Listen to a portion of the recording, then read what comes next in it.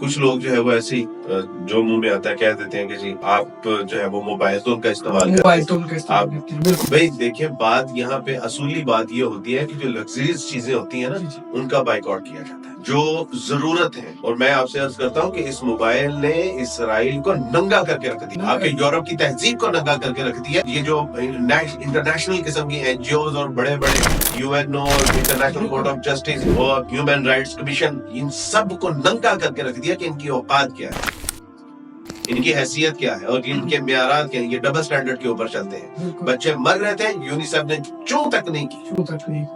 यहाँ कतरे बनाने के लिए जो है वो पुलिस को बुलवा लिया जाता है सर्दी के मौसम में, बारिश में, और वहाँ बच्चे पानी की बूंद बूंद से तरस, कीचड़ में बच्चे सोते रहे हैं, लेकिन यूएनओ आंखें बंद करके बैठा। इंटरनेशनल कोर्ट ऑफ जस्टिस ने इंसाफ का कत्ल किया। ये किसकी बरकत से हुआ? मोबाइल की वजह से हुआ।